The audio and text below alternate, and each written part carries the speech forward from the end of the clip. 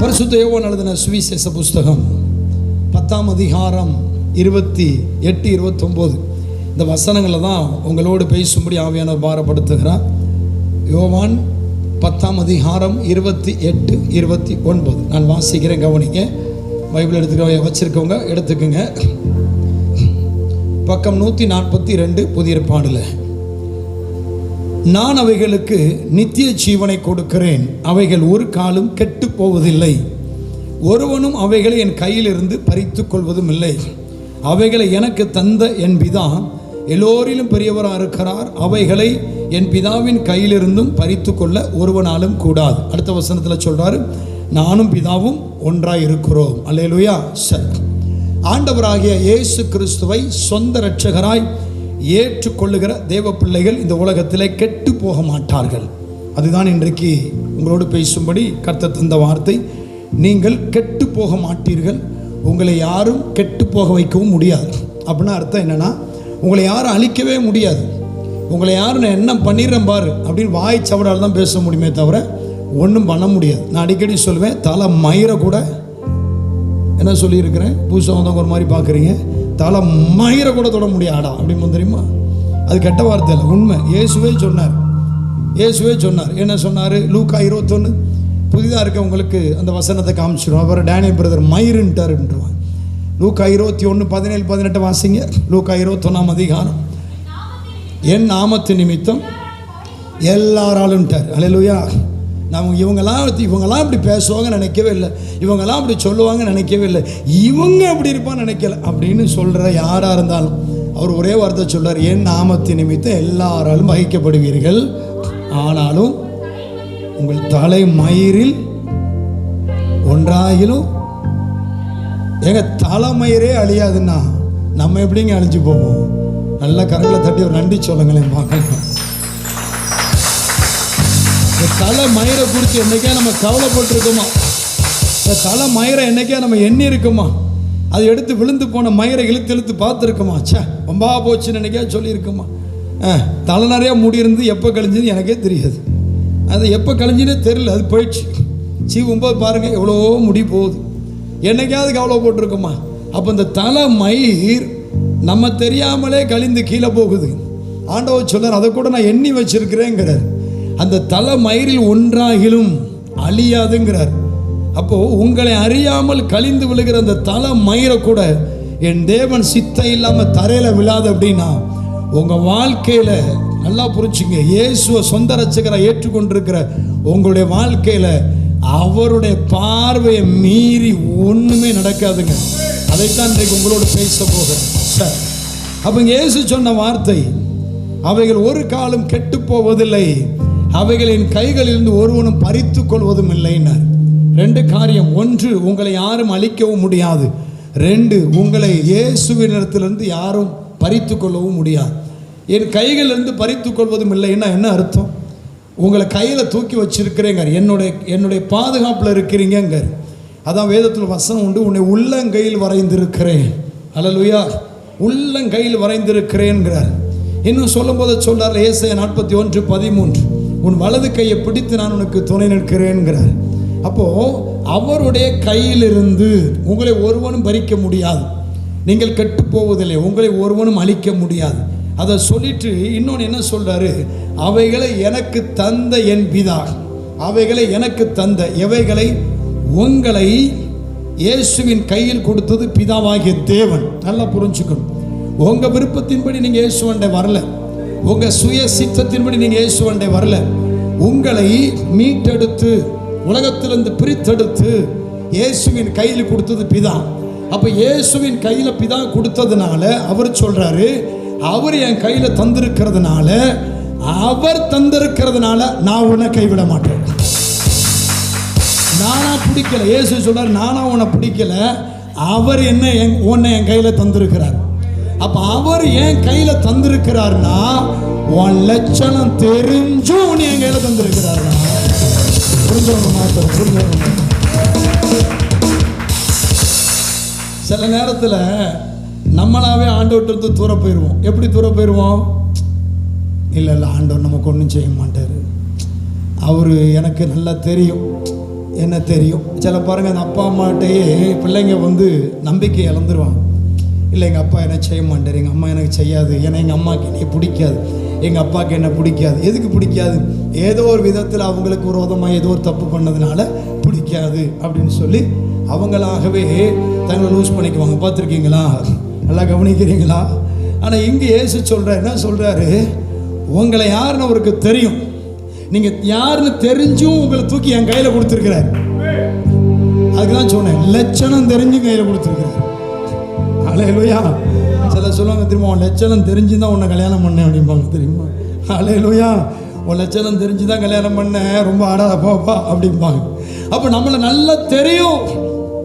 அப்போ பிதாவாகிய தேவன் இந்த உலகத்தில் எத்தனையோ கோடி ஜனங்கள் இருக்க உங்களை என்னையும் மீட்டெடுத்து விடுதலையாக்கி, வேதம் சொல்லுகிறது கொலோசியர் 1:13, உங்களை அந்தகார இருளின் அதிகாரத்தில் இருந்து உங்களை விடுதலையாக்கி. நல்ல கவனிங்க, அந்த இடத்து வசனத்தை எடுத்து வாசிங்க பார்க்கலாம்.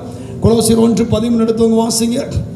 இன்னைக்கு இதை நல்லா புரிஞ்சிட்டீங்கன்னா உங்கள் கேள்விகளுக்கு பதில் மாத்திரமல்ல, இனிமேல் நீங்கள் ஜெயிக்க பிறந்தவர்கள், நீங்கள் தோற்கிறவர்கள் அல்லங்கிறத புரிஞ்சுக்குவீங்க. உங்கள் வாழ்க்கையில் இருந்த பிரச்சனைகள், தடை, போராட்டம், தோல்வி முடிஞ்சு போச்சு, இந்த எண்ணெல்லாம் மாறி இல்லை இனிதான் நான் ஸ்டார்ட் பண்ண போகிறேங்கிற உணர்வு உங்களுக்குள்ள வர ஆரம்பிக்கும். பிரைஸ்லாம்.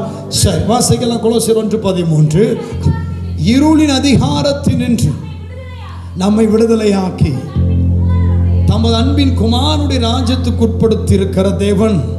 அப்போ இருளின் அதிகாரத்தில் இருந்து பிதாவாகிய தேவன் உங்களை மீட்டெடுத்திருக்கிறார்னா என்ன அர்த்தம்?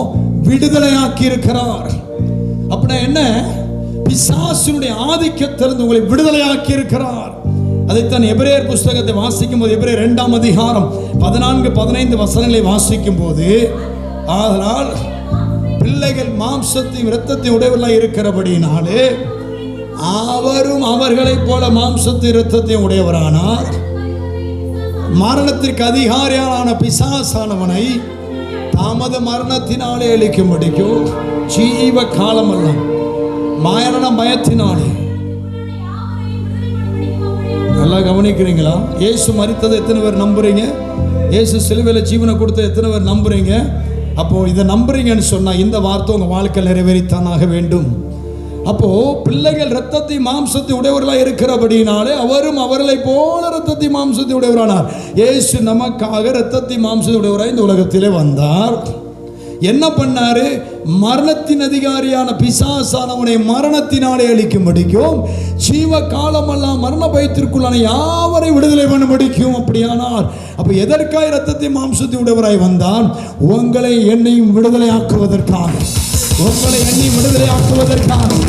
உங்க மேல இருந்த மரணத்திற்கு அதிகாரியான பிசாசான ஆளுகளை முறித்து அதை நீக்கி உங்களை விடுதலை பண்ணி ரோட்ல விட்டுட்டு போகல. வேதம் சொல்லுகிறது. அப்போ உங்களை விடுதலை பண்ணி இயேசுவின் கையில் வைத்திருக்கிறார். 2 காரியத்தை நீங்க நம்பணும். 1, நீங்கள் விடுதலை பெற்றதை நம்ப வேணும். 2, நீங்கள் பாதுகாப்பாக இருக்கிறீர்கள் என்பதை நம்ப வேணும். முதல்ல விடுதலை பெற்றதை நம்பாவிட்டால் நீங்கள் பாதுகாப்பாக இருக்கிறதை நீங்கள் நம்பவே மாட்டீர்கள், ஏற்றுக்கொள்ளவும் மாட்டீர்கள். ஏனென்றால் இயேசு சொன்னார், அவைகளை எனக்கு தந்த என் பிதா.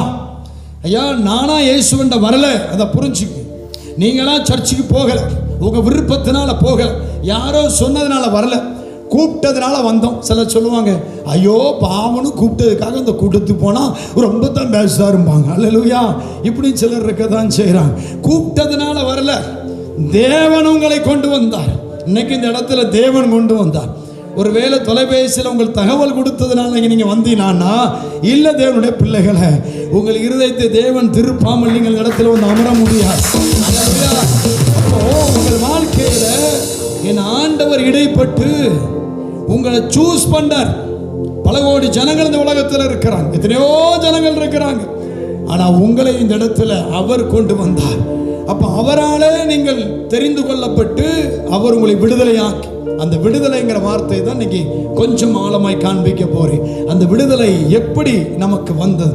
அன்றைக்கு பழைய ஏற்பாடு காலத்தில் ஒரு சம்பவம் உண்டு. இதையும் நம்ம கொஞ்சம் கம்பேர் பண்ணி பார்த்தா மிகவும் நமக்கு பிரயோஜனமாக இருக்கும், நமக்கு புரிகிறதுக்கும் ஏதுவாக இருக்கும். சரி, இஸ்ரவேல் ஜனங்கள் எகிப்து தேசத்துல 430 ஆண்டுகள் அடிமைகளாக இருந்தார்கள். நல்ல கவனிக்கல், அடிமைகளாக இருந்தார்கள். அப்படி அடிமைகளாக இருந்த அந்த ஜனங்களை என் ஆண்டவர் எகிப்திலிருந்து வெளியே கொண்டு வரார், விடுதலை ஆக்குகிறார். அப்ப ஆண்டவர் இஸ்ரவேல் ஜனங்களை விடுதலை ஆக்கியது திடீர்னு நடந்த ஒரு காரியம் அல்ல, அனாதி தீர்மானம். நல்லா கவனிக்கணும். தூக்கம் வந்தா எந்திரிச்சு மூஞ்ச கழுவிட்டு வந்துருங்க. ஆண்டவர் இஸ்ரவேல் ஜனங்களை மீட்டது சடன்லி அவர் எடுத்த தீர்மானம் அல்ல, ஒரு ஆக்சிடென்ட் மாதிரி அவர் யோசிக்கல, அனாதி தீர்மானம். இஸ்ரவேல் ஜனம் இந்த உலகத்தில் பிறப்பதற்கு முன்னால, நல்லா கவனிங்க, ஆபிரகாமுக்கு ஒரு பிள்ளை கூட பிறக்கல. ஆபிரகாமுக்கு ஒத்த பிள்ளை பிறக்கிறதுக்கு முன்ன கூட்டி ஆண்டவர் ஆபிரகாம்கிட்ட ஒன்று சொன்னார். அப்படியே ஆதியாகமம் புஸ்தகம் 15ஆம் அதிகாரத்தை கொஞ்சம் திருப்பிக் கொள்ளுங்க. விடுதலை என்பதை நீங்கள் எப்படி நம்ப வேண்டும்? நம்பலைன்னா ஜெயிக்கவே முடியாது. நான் பிடி படிச்சுட்டு வரல, தியாலஜி படிச்சுட்டு வரல. நான் ப்ராக்டிக்கல் லைஃப்பில் தேவனுடைய வல்லமையை, விடுதலையை, மீட்பை உணர்ந்து ருசித்து பேசுகிறவன். ஆகவே தான் இந்த டெலிவரன்ஸ் மினிஸ்ட்ரி நம்ம பண்ணிகிட்டு இருக்கிறோம். ஆதியாகமம் 15ஆம் அதிகாரத்தை திருப்பினீங்கன்னா ஆண்டவர்கிட்ட ஆபிரகாம் ரொம்ப நொந்து போய் பேசுவான். அந்த 15 கீழே படிச்சிங்கன்னா 2ஆம் வசனத்தில் ஆபிரகாம் கர்த்தராகி ஆண்டவரை, அடியனுக்கு என்ன தெரிவி, எனக்கு பிள்ளை இல்லையே அப்படிமா. தமஸ்கூரனாகி இந்த எலியேசரின் வீட்டு விசாரணை கர்த்தனாக இருக்கான், அவனை வேணா நீர் எனக்கு வாரிசாக்கிடுங்க, எனக்கு தான் புத்திர சந்தானமே தரலையே, அவன் தான் என் வீட்டில் சுதந்திரமாலையாக இருக்கான் அப்படின்னு சொல்லி பேசும்போது தான் ஆண்டவர் சொன்னார், ஆபிரகாமே வெளியே வா. 5ஆம் வசனம், அவனை வெளியே அழைத்து, நீ வானத்தை அண்ணாந்து பார், நட்சத்திரங்களை என்ன உன்னாலே கூடுமானால் அவைகளை எண்ணு என்று சொல்லி, பின்பு அவனை நோக்கி உன் சந்ததி இவனமாய் இருக்கும் என்றார். நல்லா கவனிக்கணும். ஒரு பிள்ளை பிறக்கிறதுக்கு முன்னக்கூட்டி ஆண்டவர் ஆபிரகாம் இடத்துல இவ்வளோ பெரிய ஒரு சந்ததி உனக்கு வரும்னு சொல்லிட்டார். சார், அப்புறம் பலி கொடுக்க சொல்றாரு. ஒரு பலி கொடுக்குறான். பலி கொடுக்கும்போது கர்த்தர் உனக்கு ஒரு அயர்ந்த நித்திரையை வர வச்சு அவனோடு ஆண்டவர் பேசுகிறார். 13ஆம் வசனம், அப்பொழுது அவர் ஆபிரகாமை நோக்கி, உன் சந்ததியார் தங்களுடையதல்லாத அந்நிய தேசத்திலே பரதேசிகளாக இருந்து அத்தேசத்தாரை சேவிப்பார்கள் என்றும் அவர்களால் 400 வருஷம் உபத்திரவப்படுவார்கள் என்றும் அறிய கடவாய். நல்லா கவனிங்க.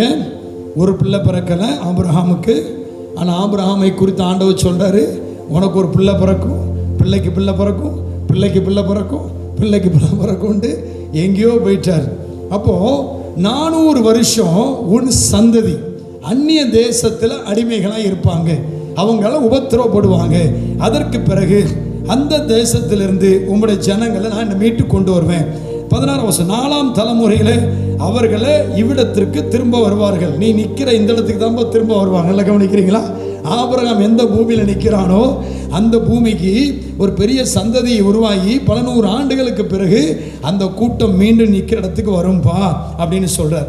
நீங்கள் தொடர்ந்து கீழே வாசித்தீங்கன்னா பல தேசங்களின் பேரை சொல்லி அந்த தேசங்களை உன் சந்ததிக்கு கொடுப்பேன்னு சொல்லலை, கொடுத்தேன் அப்படிம்பார். கடைசி வசனத்தை படிச்சிங்கன்னா, எமோரியர், கானானியர், கிர்காசியர், எபூஸ் என்பவர்கள் இருக்கிற தேசத்தை உன் சந்ததிக்கு கொடுத்தேன் அப்படின்னா செஞ்சு முடிச்சிட்டார். பிள்ளை பிறக்கலை, செஞ்சு முடிச்சிட்டார். சார், ஈசாக்கு பிறக்கிறதுக்கு முன்பதாகவே எகிப்து தேசத்தில் 400 வருஷம் அடிமைகளாக இருப்பார்கள் என்று தேவன் அந்த சந்ததியாரை குறித்து பேசுகிறார். அதற்கு பிறகு விடுதலையாகி வருவாங்கன்னு சொன்னார். சார், அப்போ கானான் தேசத்தில் இருந்த அந்த எகிப்து தேசத்தில் இருந்த இஸ்ரவேலரை என் ஆண்டவர் மீட்டெடுத்தது ஏதோ திடீரென்று யோசித்த ஒரு காரியம் அல்ல. நம்ம கவனிக்கிறீங்களா? திடீரென்று எடுத்த டிசிஷன் அல்ல. அவர்கள் இந்த உலகத்தில் பிறக்கும் முன்னே பல 100 ஆண்டுகளுக்கு முன்பதாகவே தீர்மானித்த ஒன்று. அதே போலத்தான் நீங்கள் இயேசுவின் கையில் இருக்கிறீர்கள், இயேசுவை ஏற்றுக்கொண்டிருக்கிறீர்கள், இயேசுவை ஆராதிக்கிறீர்கள் என்றால் இது திடீரென்று நீங்கள் வந்ததல்ல. உங்கள் 2 தலைமுறைக்கு முன்னால் உங்கள் தாத்தா மூலமாக வந்ததல்ல, இல்லை திடீர்னு ஏதோ ஒரு இன்சிடென்ட்ல உள்ள வந்ததல்ல. இது நீங்கள் உலகம் தோற்றத்திற்கு முன்னே அவராலே முன்குறிக்கப்பட்டவர்கள். விசுவாசிக்கிறவர்களே சொல்லுங்க, நம்புறீங்களா? நம்புறீங்களா? எத்தனை பேர் நம்புறீங்க? அப்போ நான் இயேசுவை ஏற்றுக்கொள்ளுதை என் 30வது வயசுல ரட்சிக்கப்பட்டேன். 30வது வயதில் இயேசுவை சொந்த ரட்சகராக ஏற்றுக்கொண்டேன். என்னுடைய தலைமுறை, என் அப்பா ஒரு தலைமுறை, என் தாத்தா 2வது தலைமுறை, 3வது தலைமுறை சாமியாடி. அப்போ 3 தலைமுறைக்கு முன்னால் சாமியாடின குடும்பத்தில் என் தாத்தா எஸ்பி டேனியலை 1926ஆம் ஆண்டு மலேசியா தேசத்தில் என் ஆண்டவர் தொட்டார். அதற்கு பிறகு என் சந்ததி 3 தலைமுறையாய் கிறிஸ்துவை ஆராதிக்கிறது. அதனால் நான் என்ன சொல்லலாம், எங்கள் தாத்தா காலத்தில் இயேசுவை தெரிந்து கொண்டதுனால இன்றைக்கு நாங்கள் இயேசுவை ஆராதிக்கிறோம். ஆனால் என் சந்ததியில், என் குடும்பத்தில், என் தகப்பனாரோடோ இல்லை எங்கள் குடும்பத்தில் உள்ளவர்களோ அநேகர் இயேசுவை ஏற்றுக்கொள்ளாமலே மரித்து விட்டார்கள். அநேகர் இயேசுவை அறியாமலே மரித்து விட்டார்கள். ஆனால் கிறிஸ்தவ குடும்பத்தில் பிறந்தவர்கள். அப்போ கிறிஸ்தவ குடும்பத்தில் பிறந்ததுனால நான் கிறிஸ்தவனா? இல்லை.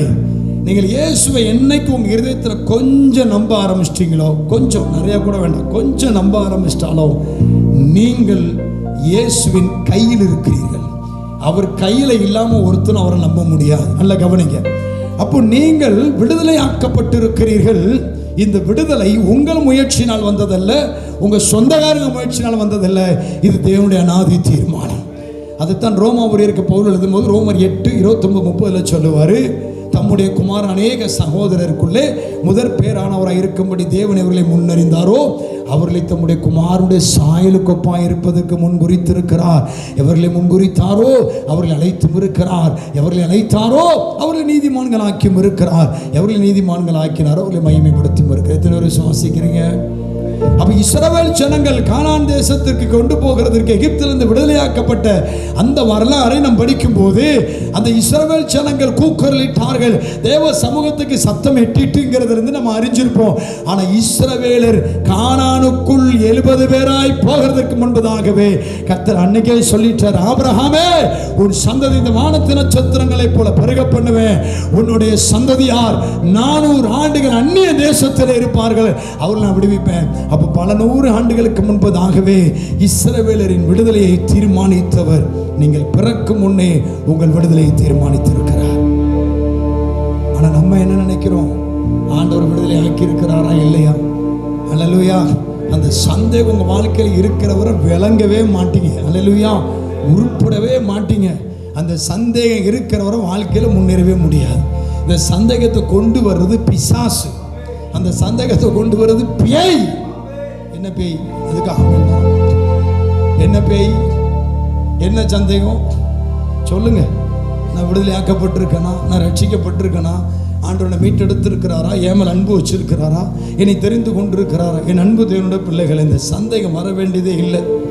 நீங்க என்னைக்கு அவருடைய சமூகத்துக்கு வந்துட்டீங்களோ, என்னைக்கு இயேசுங்கிற நாமத்தை சொல்ல ஆரம்பிச்சிட்டீங்களோ, அன்றைக்கு ஒன்றை புரிந்து கொள்ளுங்க, நீங்களாய் வரவில்லை, அவர் உங்களை இழுத்து கொண்டார். யோவான் 6:44 சொல்லுகிறது, ஒருவனை பிதா இழுத்து கொள்ளாவிட்டால் அவன் என்னிடத்தில் வரமாட்டான். அப்போ தேவன் ஒருவனை இழுத்து கொண்டார்.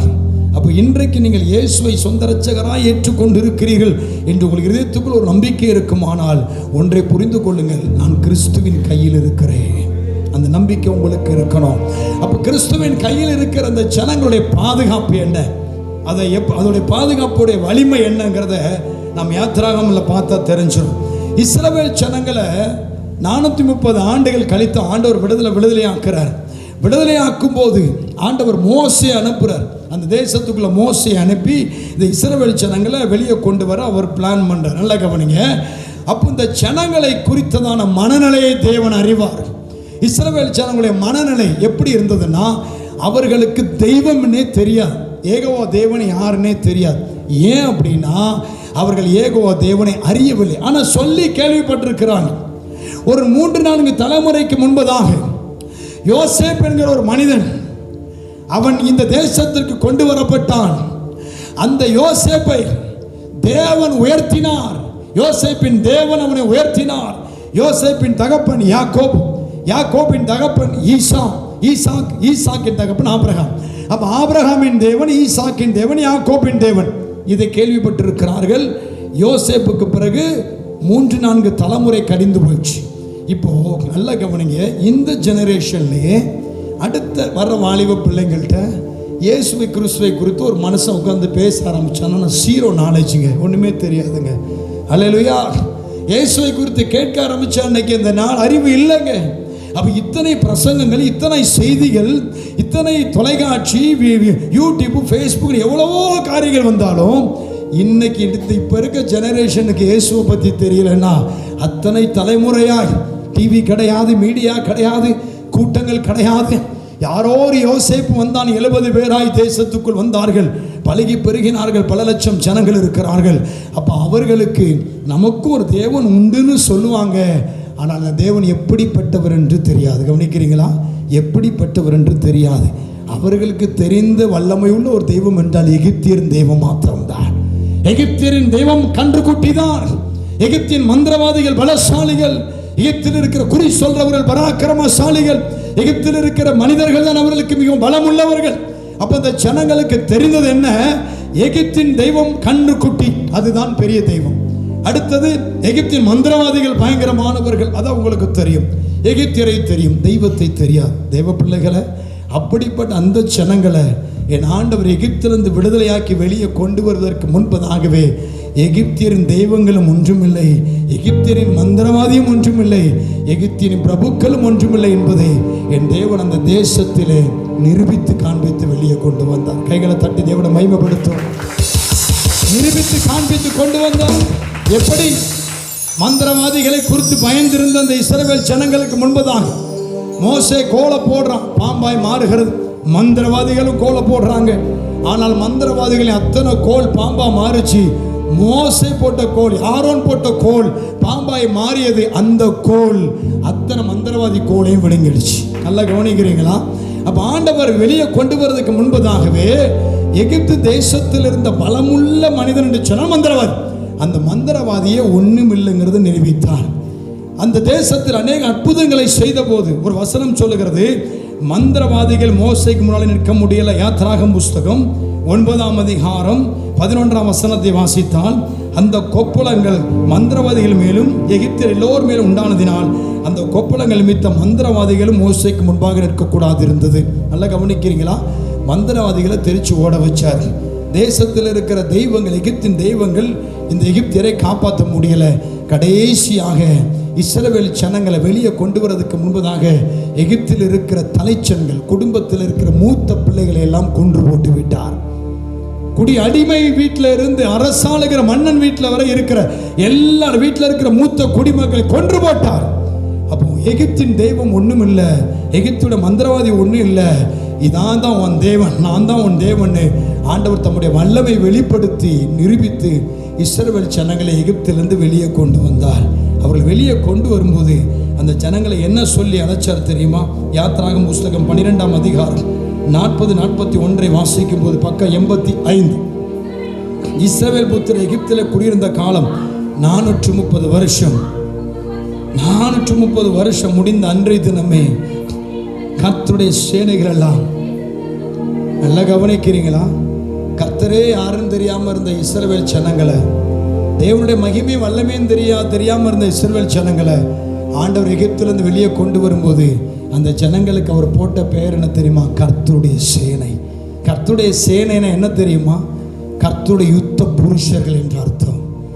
மனிதன் காலையில பூத்து மாலையில வாடி போற புல்லு கொப்பா இருக்கிற ஒரு மனுஷன் வானத்தையும் பூமியும் படைத்த தெய்வத்துக்கு எப்படி சேனையாக முடியும்? ஆனா ஆண்டவர் எப்படி பார்த்தார் தெரியுமா? தம்முடைய பிள்ளைகளை கர்த்தருடைய சேனை. அப்படி என்ன? இனி உன்னை எவனா சண்டைக்கு வந்தா அவன் ஏண்ட சண்டை வர்றது சமானம். இனி உன்னை எவனா தொட நினைச்சா அவன் என்ன தொட நினைக்கிறான்னு சொன்னார். அல்லேலூயா! அதுக்கு ஒரு உதாரணமும் உண்டு. இஸ்ரவேல் ஜனங்களை எகிப்திலிருந்து ஆண்டவர் விடுதலையாக்கி வெளியே கொண்டு வந்தப்ப அமலேக்கியர் இஸ்ரவேலரை வழிமறித்தார்கள். அப்படியே 17ஆம் அதிகாரத்தை திருப்பி வச்சுங்க. 17ஆம் அதிகாரம். அமலேக்கியர் இஸ்ரவேலரை வழிமறித்தார்கள். இப்போ ஆண்டவர் சொன்னார், அமலேக்கியர் அடிச்சு விரட்டியாச்சு.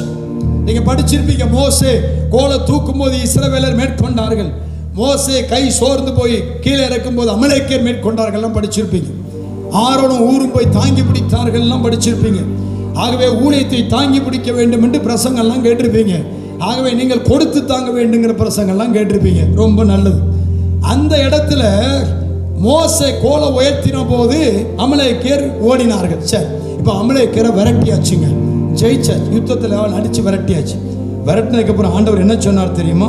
யாத்ராகம் புஸ்தகம் 17ஆம் அதிகாரம் 14-15 வசனங்களை வாசிக்க கேட்போம்.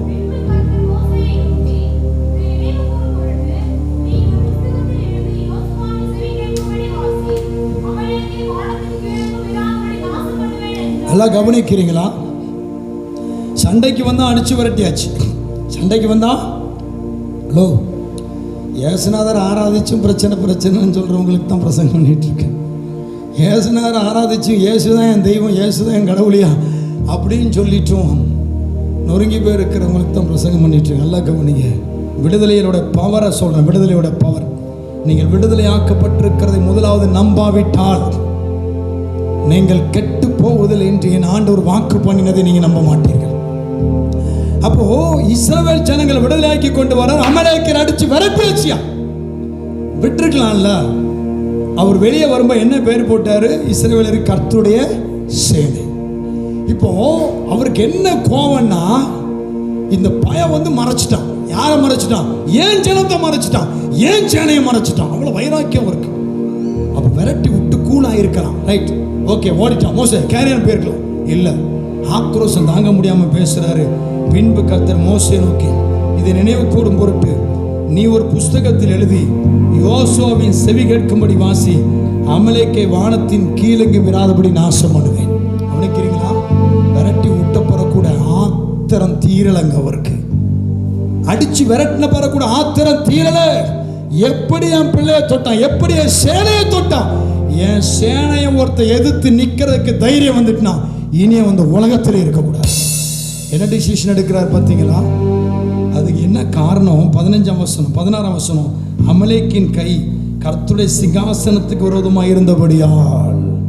அப்போ அமலேக்கர் இஸ்ரவேல் ஜனங்களை எதிர்த்தது யாரை எதிர்த்துட்டான்? பேசுங்க, யாரை எதிர்த்துட்டான்? தேவனுடைய சிங்காசனத்துக்கு எதிராக எழும்பிட்டானா.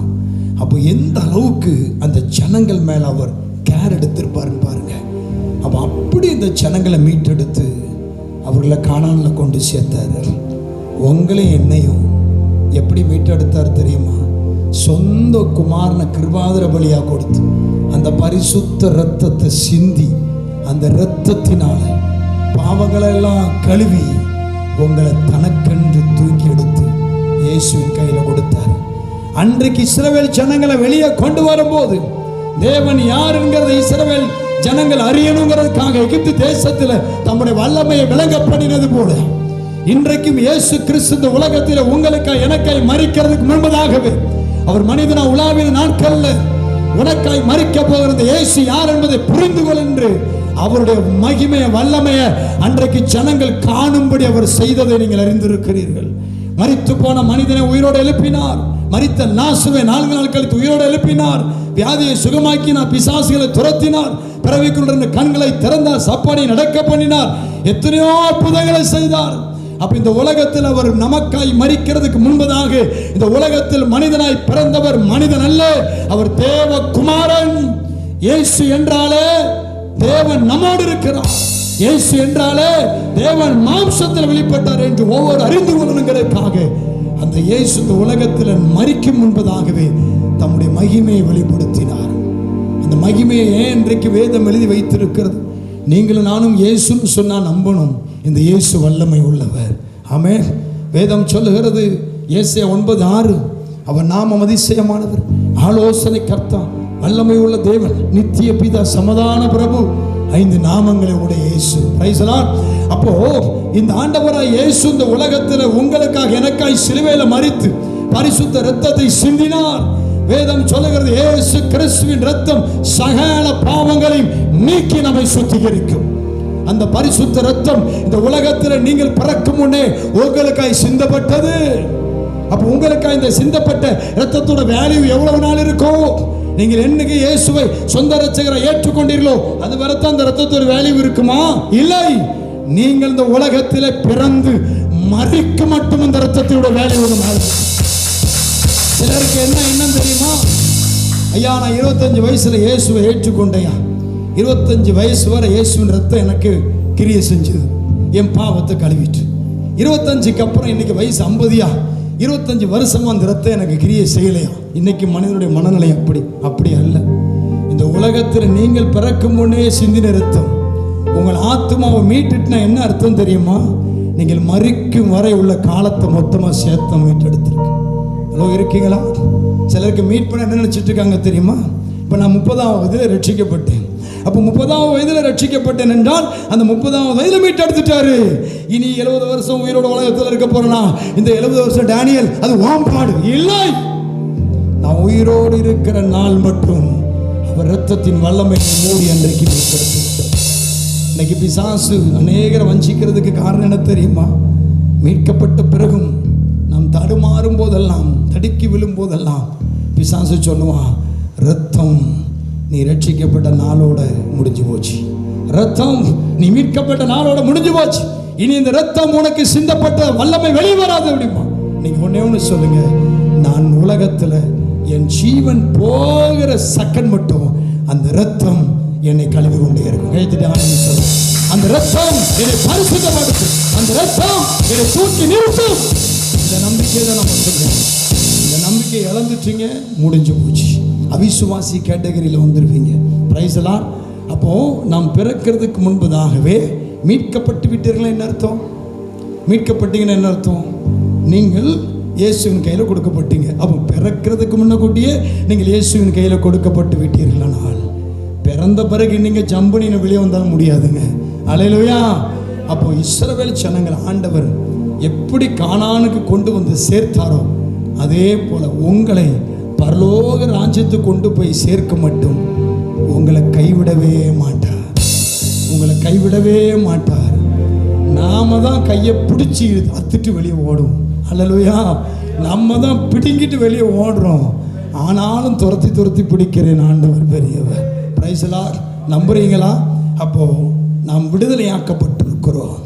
மீட்பு என்னுடைய சுயத்தால் வந்ததா, என்னுடைய ஜபத்தால் வந்ததா, என் பிரயாசத்தால் வந்ததா, என் வேத வாசிப்பால் வந்ததா, என் ஜபத்தால் வந்ததா? எத்தனை பேர் சொல்றீங்க என்னுடைய விடுதலை என் ஜபத்தால் வந்ததுன்னு சொல்றவங்க கையை வைத்து காமிக்க பார்ப்போம். என் விடுதலை என் ஜபத்தால் வந்தது. வாழ்க்கையில் உருப்படவே மாட்டிய. அல்லேலூயா. என் விடுதலை என் முயற்சியால் வந்தவங்களாம் கையை வைத்துங்க, வைத்துனவங்க விளங்கவே மாட்டேங்க. ஓப்பனாக சொல்லிடுறோம், வைத்து தொலைச்சு விடாது. அல்லேலூயா.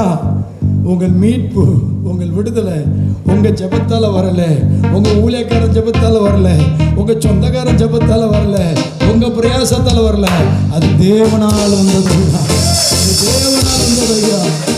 உலக தோற்றத்திற்கு முன்னே உங்களை என்னையும் அன்னைக்கே சூஸ் பண்ணி இயேசுவின் கையில் கொடுத்துட்டார். யோவான் 10ஆம் அதிகாரம் 28ஆம் வசனம். நீங்க பிறக்கிறதுக்கு முன்னாடி பைபிள் இருக்கா இல்லையா? சொல்லுங்க, இருக்கா இல்லையா? இருக்கா இல்லையா? அப்பவே இந்த வசனம் உங்களை பத்தி பேசிடுச்சா? உண்மையா இல்லையா? இப்போ இந்த வசனம் நம்ம படிக்கிறோம். நான் அவைகளுக்கு நித்திய ஜீவனை கொடுக்கிறேன், அவைகள் ஒரு காலம் கெட்டு போவதில்லை, அவைகளை என் கையிலிருந்து ஒருவனும் பறித்துக் கொள்வதில்லை, அவைகளை எனக்கு தந்த என் பிதா.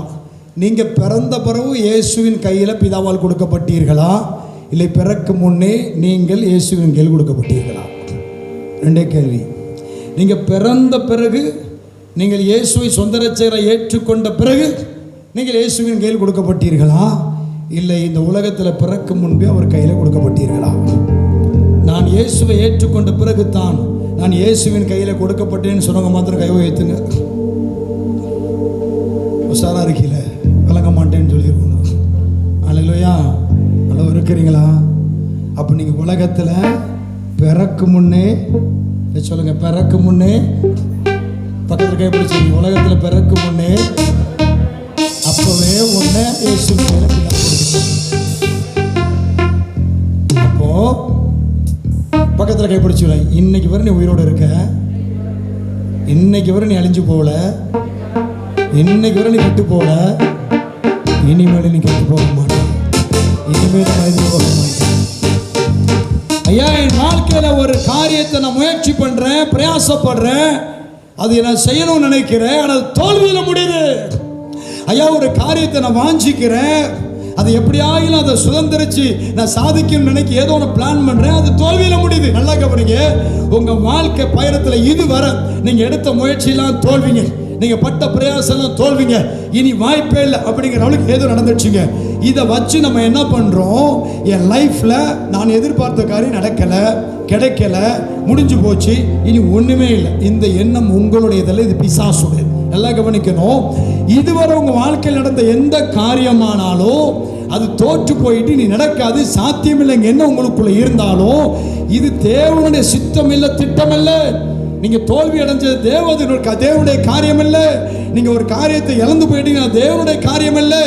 தேவன் ஒரு காரியத்தை உங்க வாழ்க்கையில செய்ய நினைத்தால் அவர் தோற்று போகவே மாட்டார். தேவன் ஒரு காரியத்தை உங்க வாழ்க்கையில பிளான் பண்ணிட்டா அந்த காரியம் செயலிழந்து போகாது. நீங்க சொல்றீங்க, பிரதர் இயேசுவின் கையில இருந்து கெட்டு போக மாட்டேன், ஒண்ணு யாரும் என்ன பிடிக்க முடியாது சொல்றீங்க. ஆனா நான் கெட்டு போய் தான் இருக்கிறேன், பொருளாதாரத்துல கெட்டு போயிருக்கிறேன், சந்தோஷத்துல கெட்டு போயிருக்கிறேன், சமாதானத்துல கெட்டு போயிருக்கிறேன், நான் என்ன கைய வச்சாலும் தரத்திறந்த ஆளுது, எனக்கு வெற்றியே இல்லையா. இது எதுவுமே தேவனுடைய பிளான் அல்ல, இதெல்லாம் உங்க பிளான். நல்லா கவனிக்கிறீங்களா? இது உங்க பிளான். தேவனை பிளான் பண்ணா நீங்க தோக்க மாட்டீங்க. தேவனுடைய திட்டத்துக்கு நீங்க வந்தீங்கன்னா தோக்க மாட்டீங்க. தேவனுடைய காரியம் உங்க வாழ்க்கை நடக்குன்னா அது ஒரு நாள் அழிந்து போகாது. மனசுல ஒரு காரியத்தை தைரியமா எடுத்துக்கங்க. இதுவரை நீங்க பட்ட பிரயாசம் தோல்வியில முடிஞ்சிருந்தா, நீங்க நினைச்ச காரியம் நடக்காம இருந்திருந்தா, வாய்ப்பே இல்லை, தலையெழுத்து போ அப்படின்னு இருந்தா, இது எதுவுமே தேவனுடைய தீர்மானம் அல்ல. எத்தனை பேர் நம்புறீங்க? உங்க தோல்வி தேவனுடைய தீர்மானம் அல்ல, உங்க வீழ்ச்சி தேவனுடைய தீர்மானம் அல்ல. ஐயா முடிஞ்சு போச்சு, இது தேவனுடைய தீர்மானம் அல்ல. தேவன் ஒரு காரியத்தை தீர்மானம் பண்ணிவிட்டால் அது ஒருவனும் தடுக்க முடியாது, ஒருவனும் தடுக்க முடியாது. அதைத்தான் அழகா யோபு சொல்வாரு, தேவரீர் சகலத்தையும் செய்ய வல்லவர், நீர் செய்ய நினைத்தது தடைபடாது. அப்ப என் வாழ்க்கையில இப்படி எல்லாம் நடந்துட்டு இருக்கு, இது ஏன் எல்லாம் ஓமுச்சு ஓமணும். தேவ பலத்துக்கு தேவ திட்டத்துக்கு உன்னை கொடு, இனி ஜெயிப்பாய். தேவனுடைய சத்துவத்துக்கு ஒப்பு கூட ஜெயிப்பாய், தேவனுடைய திட்டத்துக்கு ஒப்பு கூட ஜெயிப்பாய். திரும்பி சொல்றேன், தேவன் ஒரு காரியத்தை உங்கள் வாழ்க்கையில் ஆரம்பித்தால் நீங்கள் தோற்கவே மாட்டீர்கள். தேவன் திட்டம் பண்ணினால் தோல்வி இல்லை. நம்ம பைபிள் நிறைய சாட்சி படிச்சிருக்கிறோம். யோசேப்பு தோத்தானா ஜெயிச்சானா? சொல்லுங்க. அப்ப யோசேப்பு வாழ்க்கையில் நடந்ததெல்லாம் தோல்வி தானே? அல்லேலூயா. அப்ப தேவன் யோசேப்பு என்ன பிளான் பண்ணாரு? எகிப்தின் சாம்ராஜ்யத்துக்கு அவனை பிரைம் மினிஸ்டர் முடிவு பண்ணிட்டார். இது யோசேப்புக்கு தெரியுமா? தெரியாது. யோசேப்போட சகோதரர்களுக்கு தெரியுமா? தெரியாது. யோசேப்போட அப்பாவுக்கு தெரியுமா? தெரியும். யோசேப்புக்கு தெரியுமா? சொல்லுங்க, தெரியாது. அதே மாதிரி தான் பக்கத்தில் கைப்பிடிச்சு, ஆண்டவர் உன்னை கொண்டு செய்ய நினைக்கிறது உனக்கு தெரியாது, ஆனால் உனக்கு தெரியும்னு உன்னை செஞ்சு நீ தோத்துட்டு இருக்கேன்னா அது தேவ திட்டம் அல்ல. அதுன்னு சொல்லிடுங்க, உனக்கு தெரியும்னு உன்னை செஞ்சு கையை பிடிங்க. உங்களுக்கு தெரியும்னு உன்னை செஞ்சு, உங்களுக்கு தெரியும்னு ஒரு காரியத்தை பண்ணி அதில் தோக்குறீங்கன்னா அது தேவ திட்டம் அல்ல. அல்லேலூயா. யோசேப்பே தேவனை எகிப்து கொண்டு போறாரு. யோசேப்புக்கு தெரியாது, அவன் தம்பிமாருக்கு தெரியாது, அண்ணமாருக்கு தெரியாது. அப்ப ஆண்டவர் செய்ய நினைச்சது தடைபடாது. அப்ப யோசேப்புடைய வாழ்க்கையில என்ன நடந்தாலும், எவ்வளவு பெரிய பிரச்சனை வந்திருந்தாலும், அவனோட கூட நம்ம பிரயாணம் பண்ணி இருந்தா ஒன்னே சொல்லியிருப்போம், அத்தனை தோல்வி, எதுவுமே தோல்வி இல்லை. அப்போ நம்ம லைஃப்பில் நடக்கிறதெல்லாம், நம்ம லைஃப்பில் இப்போ நடந்துட்டு இருக்கிற சூழ்நிலையை வச்சுட்டு நான் கெட்டு போயிட்டேன், எனக்கு முடிஞ்சு போயிட்டு, என் வாழ்க்கையில் அவ்வளோதாங்கிற மைண்ட் செட்லேருந்து வெளியே வாங்கன்னு இயேசு சொல்லுகிறார். அதான் உங்களுக்கு இன்றைக்கி நைட்டு நான் உங்களுக்கு சொல்கிறேன். இதுவரை உங்கள் மைண்ட் செட் என்ன இருக்குது? இல்லை பிரதர், உங்களுக்கு தெரியாது பிரதர், இந்த மைண்ட்லேருந்து நம்மளை வெளியே வாங்க. இன்னைக்கு நீங்கள் உயிரோடு இருக்கிறீங்க, இப்போ கிறிஸ்துவின் கரத்துக்குள்ளே இருக்கீங்க. நல்லா கவனிங்க. யோசிப்பு யோசித்திருக்கலாம், சொந்த சகோதரர் அடிமையாக இருக்கும்போது ஒருவேளை அவன் யோசித்திருக்கலாம். என்ன யோசித்திருக்கலாம்? இல்லை பிரதர், வாய்ப்பே இல்லை பிரதர், அரிசனால நடக்கவே நடக்காது பிரதர், அடிமை பிரதர், இனிமே எங்கே பிரதர் யோசித்திருக்கலாம். ஜெயிலுக்குள்ளே கிடக்கும்போது, மரண தண்டனை குற்றவாளியாக கிடக்கும்போது அவன் யோசித்திருக்கலாம். நல்லா புரிஞ்சுக்குங்க, நீங்கள் சூழ்நிலையை வச்சு நீங்கள் உங்கள் லைஃப்பை முடித்து, உங்கள் பிரச்சனையை வச்சு, உங்கள் போராட்டத்தை வச்சு உங்கள் தரிசனம் உடஞ்சி போச்சு இல்லை அவ்வளவுதான் அப்படிங்கிற மைண்ட் செட்லேருந்து வெளியே வாங்க. உங்கள் வாழ்க்கையில் நடக்கிற தோல்வி, உங்கள் வாழ்க்கையில் நடக்கிற பிரச்சனை, இது எதுவுமே தேவன் அந்த காரியத்தை செய்ததினால் வந்ததல்ல. நல்ல கவனம். எதை வச்சு சொல்கிறேன்னா, ஒரு தோல்வின்னா கர்த்தர் தான் அந்த காரியத்தை என் வாழ்க்கையில் செஞ்சார், ஆனால் தோத்துட்டேன், இல்லவே இல்லை. ஆண்டவர் தான் திட்டம் பண்ணார், நடக்கலை, இல்லை.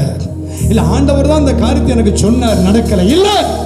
அவர் சொன்னா அது முடியும். அவர் திட்டம் பண்ண சக்சஸ் ஆகும். ஹல்லேலூயா. எத்தனை பேர் விசுவாசிக்கிறீங்க? கர்த்தர் எனக்கு வாக்கு பண்ணி இருக்கிறார். கர்த்தர் எனக்கு வாக்கு பண்ணி இருக்கிறார். எத்தனை பேர் விசுவாசிக்கிறீங்க? ஒருவேளை உங்கள் சூழ்நிலைகள்லாம் எதிரடையாக இருக்கலாம், பிரச்சனைலாம் வேற மாதிரி இருக்கலாம், அதெல்லாம் விட்டுருங்க. என் தேவன் எனக்கு இப்படியெல்லாம் வாக்கு பண்ணி இருக்கிறார், என் தேவன் வாக்குத்தத்தம் கொடுத்திருக்கிறார் அப்படிங்கிறவங்க நம்ம கை வைத்து வலையில சொல்லுங்க பார்க்கலாம். அப்போ அவர் வாக்கு பண்ணி நான் செய்ய முடியுமா? பைபிளில் இன்னொரு மனுஷன் உண்டு. ஆதியாகமம் புஸ்தகம் 28ஆம் அதிகாரம் 15ஆம் வசனம்.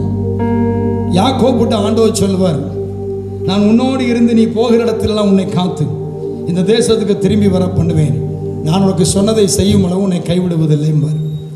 யாக்கோபு இந்த இன்சிடென்ட்டை சொல்லிட்டு ஒரு காரியத்தை சொல்லி ஜெபிக்கிறேன், கவனி. யாக்கோபு ஆண்டவர் என்ன சொன்னார்? நீ போகிற இடமெல்லாம் உன்னோடு இருப்பேன்னு சொன்னாரா? உன்னோட இருந்து நம்பர் 1 நீ எங்கே போனாலும் கூட இருப்பேன். நம்பர் 2 என்ன பிரச்சனை இருந்தாலும் உன்னை நான் பாதுகாப்பேன்னு சொன்னேன். நம்பர் 3 திரும்பி கொண்டு வருவேன். இதான் உனக்கு கொடுத்த வாக்குத்தத்தம். இப்போது யாக்கோபு மாமா வீட்டுக்கு போகிறான். மாமா வீட்டில் அவனுக்கு நடந்த பிரச்சனைலாம் நம்ம படிச்சிருப்போம். ஃபஸ்ட்டு 3 நாள் நல்ல சாப்பாடு கொடுத்துருப்பான், அதுக்கப்புறம் வச்சு செஞ்சுருப்பான்ல, அப்புறம் நான் சாப்பாடை கொடுப்பான். யாக்கோபு தன் மாமன் வீட்டில் பட்ட கஷ்டங்கள் எல்லாம் அவன் வார்த்தையால் சொல்கிறான். அதை கவனிங்க. ஆதியாகமம் புஸ்தகம் 31ஆம் அதிகாரம் 38லேருந்து வாசிக்கிறேன். 31, 38 பக்கம் 40. இந்த 20 வருஷ காலமாய் நான் உம்மிடத்தில் இருந்தேன், உம்முடைய செம்மறி ஆடுகளும் வெள்ளாடுகளும் சினையழியவில்லை, உம்முடைய மந்தேன் கிடாக்களை நான் தின்னவில்லை, பீருண்டதை நான் உம்மிடத்து கொண்டு வராமல் அதற்காக நான் உத்தரவாதம் பண்ணினேன். பகலிலே களவு போனதையும் இரவிலே களவு போனதையும் என் கையில் கேட்டு வாங்கினேன். மருமோனை எப்படிலாம் பாடுபடுத்தியிருக்கான் பாருங்க. 40ஆம் வசனம். பகலிலே வெயிலும் இரவிலே குளிரும் என்னை பட்சித்தது, நித்திரை என் கண்களுக்கு தூரமாயிருந்தது, இவ்விதமாய் பாடுபட்டு. 20 வருஷம் மாமனார் வீட்டில் யாக்கோபு பஞ்சுமெத்தையில் தூங்கலை. 20 வருஷம் பட்ட கஷ்டத்தை சொல்கிறான். பகலிலே வெயிலும் இரவிலே குளிரும் என்னை. அப்போ பகலிலே வெயில்னா வெயிலில் கடந்திருக்கான், இரவிலே குளிர். 6 மாதம் வெயில் 6 மாதம் குளிர் அந்த தேசத்தில். அப்போது 20 வருஷமும் காட்டுக்குள்ளே தான் ஆடு மேய்க்க கடந்திருக்கான்.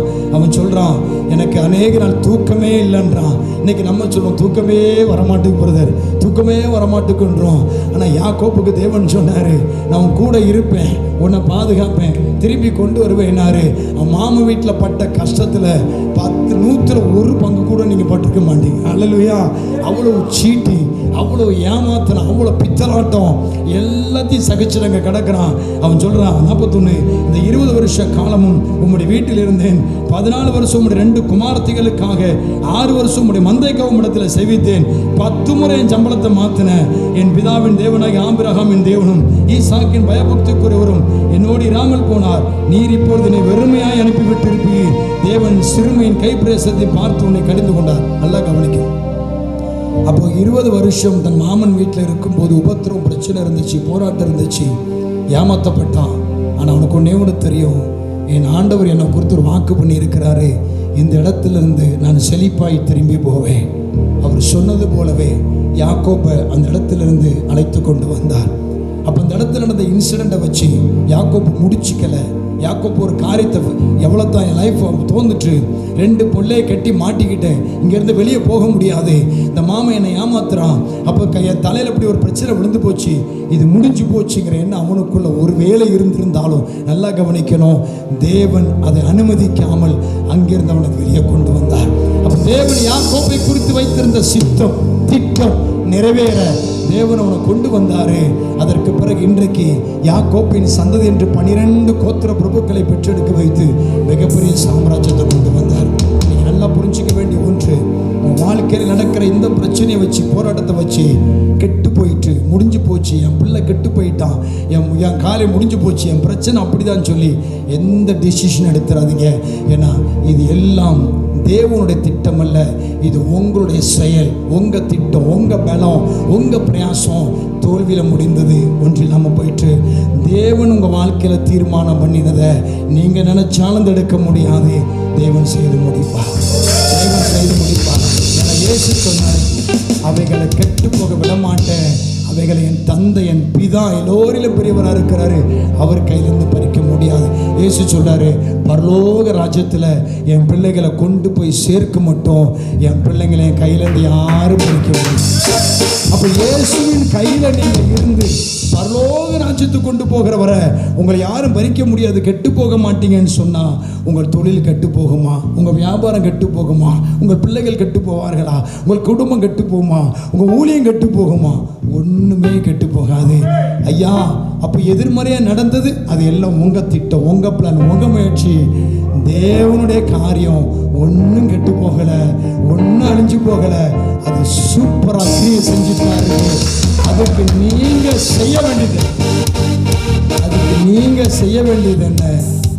உங்கள் மாம்சத்தில் நீங்களாகவே கற்பனை பண்ணி நீங்களாகவே பல காரியங்களை சிந்திச்சு உங்களை குழப்பிக்காதீங்க. கற்பனை பண்ணாதீங்க, தேவையில்லாமல் கற்பனை பண்ணாதீங்க. இது இப்படி நடந்திருக்குமோ, இது இப்படி நடந்திருக்குமோ, அது அப்படி வந்திருக்குமோ. இந்த கற்பனையே வேண்டாம். நீங்கள் செய்ய வேண்டிய ஒன்றே ஒன்று, ஏசப்பா நான் உங்கள் கையில் இருக்கிறேன். ஏசப்பா நீர் எனக்கு சொன்னதை செய்து முடிப்பீர். நான் உங்கள் கையில் இருக்கிறேன். என் காரியத்தை நீங்கள் செய்து முடிப்பீங்க. நான் தேவையில்லாத சிந்திக்க மாட்டேன், தேவையில்லாத யோசிக்க மாட்டேன், தேவையில்லாத படுத்து கடந்துட்டு அசை போட மாட்டேன். சிலர் பார்த்தீங்கன்னா படுத்து கடந்து நைட்டு தான் உட்காந்து யோசிப்பாங்க.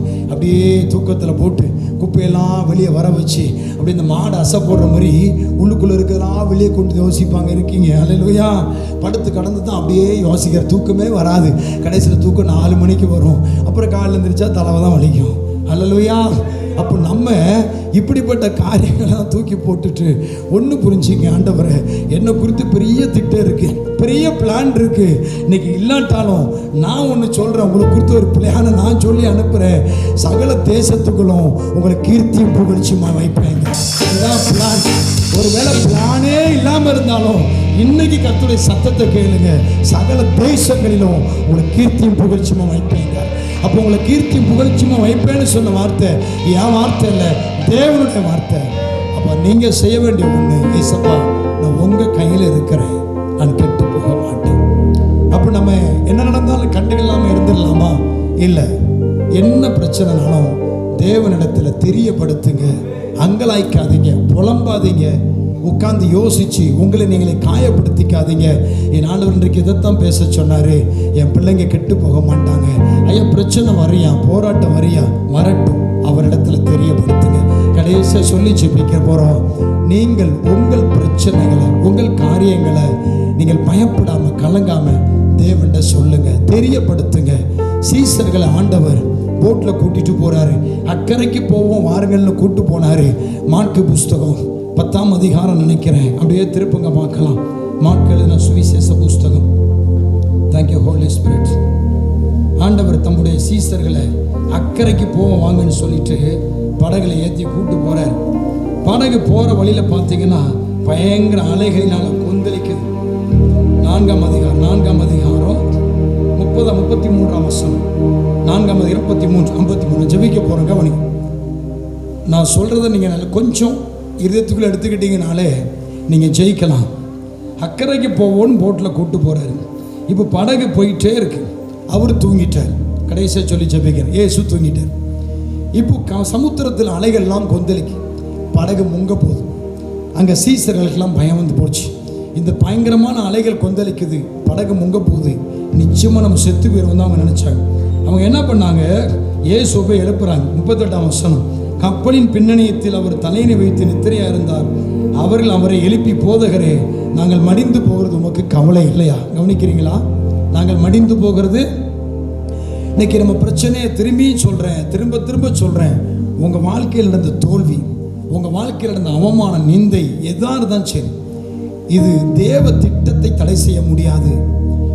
இது தேவனுடைய அந்த ஒரு பிளான்குள்ள உங்களை கொண்டு போகிறத தடுக்கவே முடியாது. நீங்கள் கவலைப்படுறதுனால, நீங்கள் அதை குறித்து யோசித்து தேவையில்லாமல் சிந்திக்கிறதுனால நீங்கள் தான் உங்களை காயப்படுத்துறீங்க. இதைத்தான் சீசர்கள் செஞ்சாங்க. எழுப்புறாங்க, நாங்கள் மடிந்து போகிறது உங்களுக்கு கவலை இல்லையா? அவங்க என்ன சொல்கிறாங்க, நாங்கள் சாவ போகிறோம், உமக்கு கவலை இல்லை.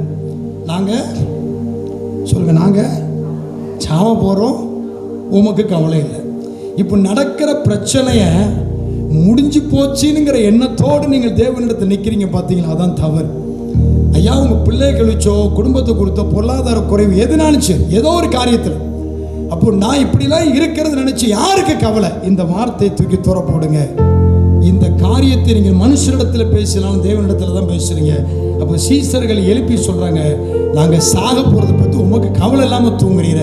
அவர் எந்திரிச்சாரு, காற்றையும் கடலையும் அதட்டினாரு, அடங்கிட்டு. 40ஆம் வசனம், அவர் அவர்களை நோக்கி, ஏன் இப்படி பயப்பட்டீர்கள்? ஏன் உங்களுக்கு விசுவாசம் இல்லாமல் போயிற்று? கவனிக்கிறீங்களா? அப்போ இவங்க செத்து போயிடுவோங்கிற எண்ணம், இவங்க லைஃப் முடிஞ்சு போச்சுங்கிற எண்ணம் அவங்களுடைய எண்ணம். அது தேவனுடைய எண்ணம் அல்ல, இயேசுவினுடைய எண்ணம் அல்ல. அப்போ இவங்களுடைய எண்ணம் அங்கே நிறைவேறலை, தெய்வ திட்டம் நிறைவேறுது. அப்போ இவங்க செய்ய வேண்டியது என்ன? இயேசு எழுப்பி சொல்லியிருக்கணும். என்ன சொல்லியிருக்கணும்? போதகரே, பயங்கரமாக காத்தடிக்குது, கொந்தளிக்குது, கொஞ்சம் பாருன்னு சொல்லியிருக்கணும். நீங்கள் செய்ய வேண்டியது என்ன? உங்கள் பிரச்சனையை வச்சு நீங்கள் உங்கள் காரியத்தை நீங்கள் முடிச்சிக்காம அந்த பிரச்சனைகளை தேவனுக்கு தெரியப்படுத்துங்க. கடைசியாக பிலிப்பியர் 4ஆம் அதிகாரம் 6ஆம் வசனத்தை எடுத்து வாசித்து முடிக்க போகிறோம். நீங்கள் ஒன்றுக்கு கவலைப்படாமல் எல்லாவற்றையும் ஸ்தோத்திரத்தோடு கூடிய விண்ணப்பத்துடன் தேவனுக்கு தெரியப்படுத்துங்க. எல்லாரும் சேர்ந்து வாசிக்கலாம் அந்த வசனத்தை. நீங்கள் ஒன்றுக்கும் கவலைப்படாமல் என்ன அர்த்தம்? நீங்கள் இயேசுவின் கையில் இருக்கிறீங்க, நீ கெட்டு போக மாட்டீங்க. நீங்கள் இயேசுவின் கையில் இருக்கீங்க, நீங்கள் அழிஞ்சு போக மாட்டீங்க. அப்போ நீங்கள் என்ன நடந்தாலும் கவலைப்படக்கூடாது, என்ன நடந்தாலும் கவலைப்படக்கூடாது. அப்போ கவலைப்படுறதுனால உங்களை நீங்களே காயப்படுத்துறீங்களே தவிர தேவன் அதுக்கு பொறுப்பாளி ஆக முடியாது. ஏன்னா அவரை மிஞ்சி உங்கள் தலைமையர் கூட கீழே விடாது. அப்போ நீங்கள் சொல்கிறது, ஆண்டவரே என் வாழ்க்கையில் இப்படிலாம் நடக்குது, இப்படிலாம் இருக்குது, என் பையன் இப்படி, என் பிள்ளை இப்படி, என் காரியங்கள் இப்படி, நான் என்ன செய்கிறதுன்னு தெரியல, உங்கள்கிட்ட சொல்கிறேன்னு ஜஸ்ட் இன்ஃபார்ம் பண்ணுங்க. அவருக்கு இன்ஃபார்ம் பண்ணுங்க. எப்படி இன்ஃபார்ம் பண்ணுறது? அறக்கதவை போட்டுங்க, கதவை போட்டுங்க, ஆண்டவர் சமூகத்தில் போய் உட்காருங்க, உங்கள் பிரச்சனையை சொல்லுங்கள். ஆண்டவரே என் தொழில் இப்படி இருக்குது, முன்னேற்றமே இல்லை, என் வியாபாரம் இப்படி இருக்குது, முன்னேற்றமே இல்லை, என் பிஸ்னஸ் இப்படி இருக்குது, முன்னேற்றமே இல்லை, என் பிள்ளை இப்படி இருக்கா, என் ஊழியம் இப்படி இருக்கு, ஏதோ ஒரு காரியம் தேவனுக்கு தெரியப்படுத்தினால் வேத சொல்லுது, அப்பொழுது எல்லா புத்திக்கு மேலான தேவ சமாதானம் உங்கள் இருதயங்களையும் உங்கள் சிந்தைகளையும் கிறிஸ்து இயேசுவுக்குள்ளாய் காத்துக்கொள்ளும். Praise God. அப்போ நம்முடைய எண்ணங்களை நம்ம மாற்றணும். நம்முடைய தோல்வியின் எண்ணங்களை மாற்றுங்க. உங்களுடைய சூழ்நிலையை வச்சு முடிஞ்சு போச்சுன்னு நீங்கள் நினைச்சிடாதீங்க. தோல்வி நடந்தது உண்மையா? அது உங்கள் திட்டம் தோல்வி அடைந்தது. ஐயா நான் லாஸ் ஆனது உண்மை, அது உங்கள் முயற்சி லாஸ் ஆனது.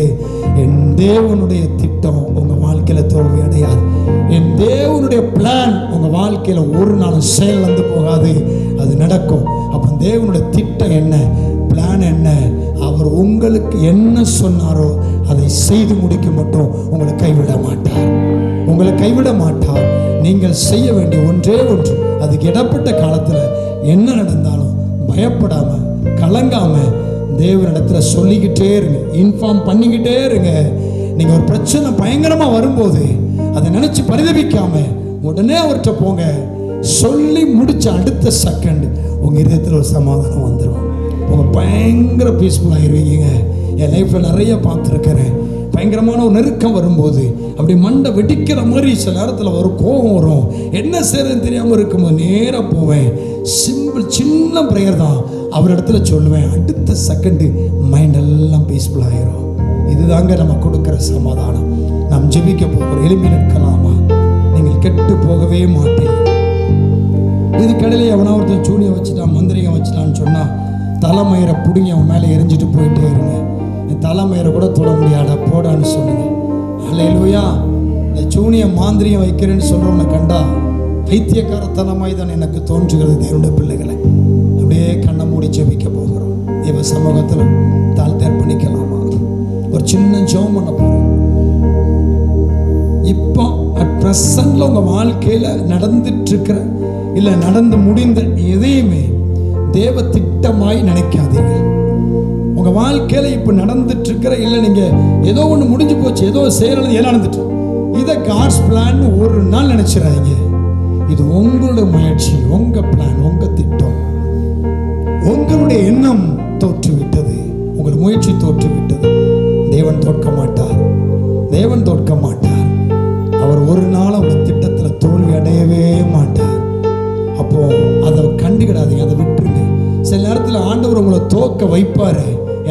திட்டம் தோத்தாதான் தேவ திட்டம் நிறைவேறும். சில நேரத்தில் ஆண்டவர் உங்களை இழக்க வைப்பார். நீங்க இழந்தாதான் தேவன் உங்களுக்கு கொடுக்கிறது உங்களுக்கு வரும். சில நேரத்தில் ஆண்டவர் பாதை அடைப்பார். நீங்க அந்த பாதையை விட்டு போதான் தேவன் திறக்கிற வழிக்கு நீங்க போக முடியும். அதனால இதுவரை நடந்ததெல்லாம் விட்டுருங்க.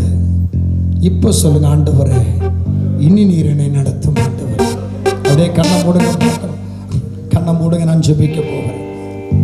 இந்த கேமரா அப்படியே கொஞ்சம் நவுட்டுங்க, சான்ஸை தூர எடுத்துருங்க, ப்ரொஜெக்டர் கொஞ்சம் ஃப்ரெண்டில் நவுட்டுங்க. நான் ஜெபிக்க போகிறேன். மேலே தூர எடுத்துருமா, மேலே கொண்டு வந்துரு. அப்படியே ஜெபிக்கிறேன். நான் உங்களுக்காக ஜெபிக்க போகிறேன். இந்த செஷனில் ஜெபிச்சு முடிக்க விரும்புகிறேன். சகோதரிகள் அப்படியே வலது பக்கம் வந்துடுங்க. சகோதரர்கள் அப்படியே